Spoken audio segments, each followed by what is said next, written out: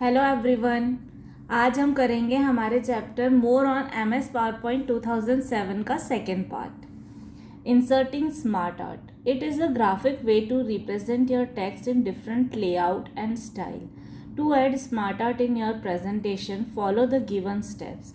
अब smart art क्या होता है कि पावर पॉइंट में अगर आपको कोई भी प्रेजेंटेशन बनाना है और आप चाहते हो कि आपका जो टेक्स्ट है वो थोड़ा स्टाइलिश लिखा हुआ है, थोड़ा ग्राफिक वे में प्रेजेंट हो, तो उसके लिए हम इंसर्ट करते हैं स्मार्ट आर्ट। और स्मार्ट आर्ट को इंसर्ट करने के लिए आपको ये स्टेप्स को फॉलो करना पड़ेगा।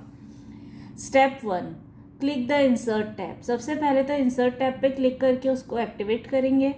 Step 2, click smart art from the illustration group, a dialogue box appears. अब यहाँ से जो इलस्ट्रेशन ग्रुप है यहाँ पर आपको मिलेगा स्मार्ट आर्ट। इस पर जब आप क्लिक करोगे तो एक नया डायलॉग बॉक्स खुलेगा। ये इस तरह से एक डायलॉग बॉक्स खुलेगा जिसमें आपको स्मार्ट आर्ट के वो अलग अलग लेआउट दिखाएगा। तो यहाँ से आपको देखना है कि आपको कौन सा लेआउट चाहिए। Step 3, select the layout of smart art from left pan and choose the type of smart art. तो यहाँ से आप सबसे पहले लेआउट सिलेक्ट करोगे कि आपको किस तरह का लेआउट चाहिए। फिर उसके बाद आपको यहाँ पर आपको उसका प्रीव्यू दिखाएगा। तो यहाँ से आप सिलेक्ट कर लो कि आपको कैसा लेआउट चाहिए। फिर यहाँ से आप सिलेक्ट कर लो कि आपको कैसा डिज़ाइन चाहिए और यहाँ पर आप प्रीव्यू देख के उसको सिलेक्ट कर सकते हो। Step 4, click the okay button. फिर यहाँ पर ओके बटन रहेगा, इस पर आपको क्लिक करना है। तो the selected smart art gets inserted on your slide and 2 new tabs automatically appears, design tab and format tab. अब जैसे ही आप स्मार्ट आर्ट पे ओके पे क्लिक करोगे तो वो सिलेक्टेड आपका स्मार्ट आर्ट जो है वो आपके फाइल में आ जाएगा, आपके प्रेजेंटेशन में आ जाएगा। और यहाँ टैब में रिबन्स पे आप देखोगे कि जो टैब है वहाँ पर 2 और नए टैब आ जाएंगे, यहाँ पर डिज़ाइन और format. Step 5, click on the text in the inserted smart art and type your text. अब यहाँ पर जो भी टेक्स्ट लिखा रहेगा वो ऑलरेडी जो प्री डिज़ाइन टैब्स है वो लिखा रहेगा, लेकिन यहाँ पर आपको अपने डेटा के अकॉर्डिंग अपने टेक्स्ट डालना रहेगा। तो जब आप इस पर क्लिक करोगे तो टेक्स्ट बॉक्स आ जाएगा और यहाँ पर आप इस टेक्स्ट को चेंज कर सकते हो। फॉर एग्जाम्पल यहाँ पर इन्होंने लिया हुआ है कंप्यूटर सिस्टम और उसके डिवाइस क्या क्या होते हैं, लेकिन हमको जो प्रेजेंटेशन बनाना है वो ये बनाना है कि हमारी क्लास में स्टूडेंट्स कितने हैं, उसमें से आज कितने प्रेजेंट रहे, कितने एब्सेंट रहे, हमको इस तरह से डेटा बनाना है। तो यहाँ पर हमको कंप्यूटर सिस्टम लिखा हुआ नहीं चाहिए, हमको यहाँ पर क्लास 6 लिखा हुआ चाहिए। तो हम इसको चेंज कर सकते हैं। जैसे ही हम इस पर क्लिक करेंगे वहाँ पर टेक्स्ट बॉक्स आ जाएगा और आप टेक्स्ट जो है वो अपनी पसंद का यहाँ पर डाल सकते हो। Editing smart art. You can edit the smart art by changing its color, layout and styles. Just double click the smart art. You see many smart art tools under design tab on the ribbon.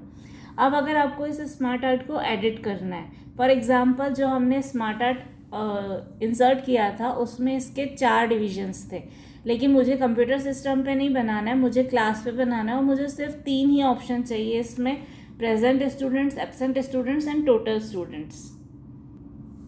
और इसकी जो colour scheme है वो भी अगर हमको अच्छी नहीं लग रही है, जैसे यहाँ पर ब्लू कलर दिया हुआ है, हम चाहते हैं कि कुछ थोड़ा ज़्यादा कलरफुल हो, तो वो सारे चेंजेस हम कर सकते हैं एडिट स्मार्ट आर्ट के थ्रू। तो एडिट करने के लिए आपको क्या करना है, जो आपने स्मार्ट आर्ट इंसर्ट किया है उस पर आपको डबल क्लिक करना है। तो डिज़ाइन टैब जो है उसका, वहाँ पर आपको बहुत सारे लेआउट्स और स्मार्ट आर्ट स्टाइल्स मिल जाएंगे। टू चेंज द लेआउट और type of smart art use layout groups. तो अगर आपको स्मार्ट आर्ट का लेआउट चेंज करना है तो उसके लिए आपको जाना पड़ेगा लेआउट ग्रुप में। तो लेआउट ग्रुप में आपको सारे ऑप्शंस मिल जाएंगे कि आपको वो कैसा चाहिए। तो यहाँ से आप उसका लेआउट चेंज कर सकते हो। To change the look of smart art use smart art style groups. और अगर लुक चेंज करना है तो यहाँ से आप स्मार्ट आर्ट ग्रुप स्टाइल्स में जाओगे और वहाँ से आपको जो स्टाइल पसंद आ रहा है वो स्टाइल आप यहाँ से ले सकते हो। और यहाँ पर आपको मिलेगा चेंज कलर्स का ऑप्शन, यहाँ से आप कलर सेलेक्ट कर सकते हो कि आपको कैसी कलर स्कीम चाहिए। तो इस तरह से जो आपका ओरिजिनल स्मार्ट आर्ट है उसको आप अपने जो भी आपको चाहिए, कलर स्कीम जैसी चाहिए, लेआउट जैसा चाहिए, अपने डिज़ायर्ड लुक में कन्वर्ट कर सकते हैं। Adding bullets and numbers. You have learnt about bullet and numberings command in MS Word. These are very important in PowerPoint slides also. Bullets and numbers allow us to present and describe matter in brief point-wise. They also make the slide look attractive. तो जैसे हमने MS Word में देखा था कि उसमें हम bullets और नंबर्स इंसर्ट कर सकते हैं, वैसे ही हम अपने पावरपॉइंट प्रेजेंटेशन में भी बुलेट्स और नंबर्स इंसर्ट कर सकते हैं. अब बुलेट्स और नंबर्स जो हैं वो पावरपॉइंट स्लाइड्स के लिए काफ़ी इंपॉर्टेंट होते हैं, क्योंकि हम जब भी बुलेट्स और नंबर्स की हेल्प से प्रेजेंटेशन प्रेजेंट करते हैं तो उससे हमारा जो मैटर है उसको हम ब्रीफ में डिस्क्राइब कर सकते हैं और पॉइंट वाइज एक्सप्लेन कर सकते हैं. इसकी वजह से हमारा प्रेजेंटेशन जो है, हमारी जो स्लाइड्स हैं वो ज़्यादा अट्रैक्टिव दिखती है. और उसमें बुलेट्स और नंबर्स के काफ़ी सारे ऑप्शंस होते हैं. आप अपनी नंबर से कुछ बुलेट्स या नंबर्स को इंसर्ट कर सकते हो. अब वो बुलेट्स जो हैं वो कई तरह के हो सकते हैं. आप टिक मार्क यूज़ कर सकते हो, आप सर्कल्स यूज़ कर सकते हो. इस तरह से बहुत सारे साइंस रहते हैं, आप उसमें से कुछ भी यूज़ कर सकते हो.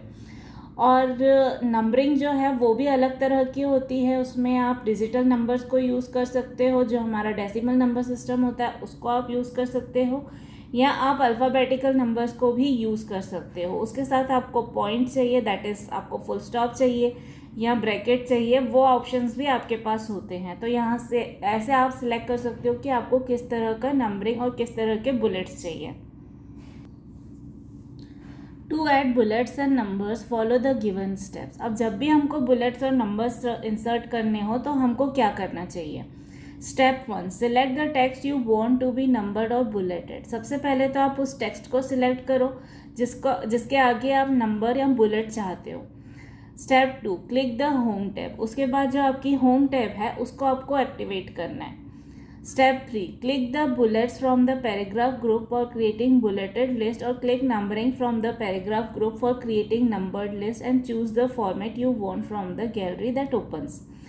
उसके बाद क्या करना है, आपको यहाँ पर दो ऑप्शंस मिलेंगे. जो आपका पैराग्राफ ग्रुप रहेगा, यहाँ पर आपको दो ऑप्शंस मिलेंगे. एक होगा आपका बुलेट्स और दूसरा होगा आपका नंबर्स. तो अगर आप बुलेट्स इंसर्ट करना चाहते हो तो आपको बुलेट को सिलेक्ट करना है, और अगर आपको नंबर्स को इंसर्ट करना चाहते हो तो आपको नंबरिंग को सिलेक्ट करना है. तो जैसे ही आप बुलेट्स को इंसर्ट बुलेट को जैसे आप सिलेक्ट करोगे तो आपके सामने ऐसी एक विंडो खुलेगी जिसमें आपके पास कई सारे ऑप्शंस रहेंगे, जहाँ से आप बुलेट्स का स्टाइल सिलेक्ट कर सकते हो कि आपको चेक बॉक्स चाहिए, एरो चाहिए, सर्कल चाहिए, ब्लैंक सर्कल चाहिए. तो इस तरह से आप अपनी स्टाइल बुलेट्स की यहाँ से सिलेक्ट कर सकते हो. तो जो भी स्टाइल आप सिलेक्ट करोगे आपके टेक्स्ट के आगे वैसे बुलेट्स आ जाएंगे. और अगर आप नंबरिंग इंसर्ट करना चाहते हो तो आपको नंबरिंग पे क्लिक करना है. तो आपके सामने इस तरह का विंडो खुलेगा जिसमें आपको नंबरिंग के कई सारे ऑप्शंस मिलेंगे. लाइक नंबर के पीछे डॉट चाहिए, नंबर के साथ आपको ब्रैकेट चाहिए, रोमन नंबर्स चाहिए, या कैपिटल लेटर्स में आपको बुलेट चाहिए या स्मॉल लेटर में चाहिए, उसके पीछे आपका डॉट होना चाहिए, फुल स्टॉप, या फिर उसके पीछे ब्रैकेट होना चाहिए. इस तरह से आपको कई सारे ऑप्शंस मिलेंगे. यहाँ से आप अपना डिज़ायर्ड जो भी आपका सिस्टम है, जो भी आपका डिज़ाइन आप चाहते हो वो आपको यहाँ से सिलेक्ट करना है, और वो उसको सिलेक्ट करते ही आपके पैराग्राफ के पास वैसी नंबरिंग आ जाएगी. Inserting tables. Tables are wonderful structures for data that are to be presented in rows and column format.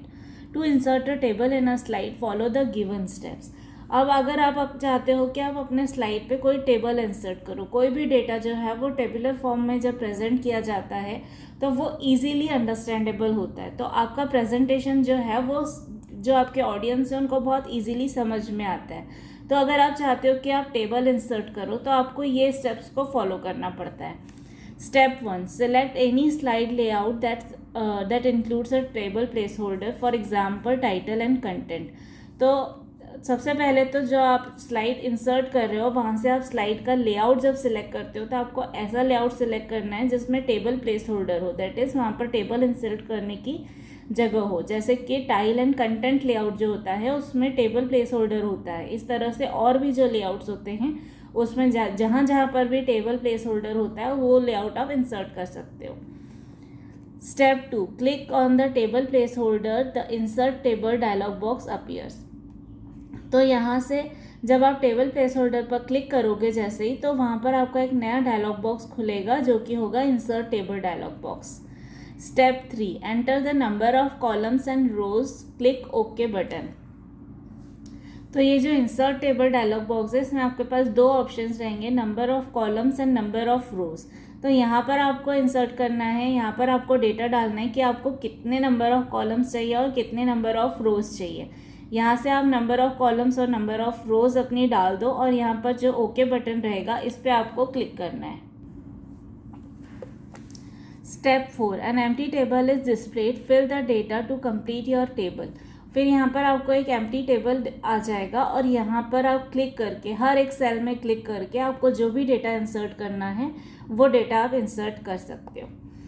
Note, you may also click table from the tables group of insert tab to create a table directly.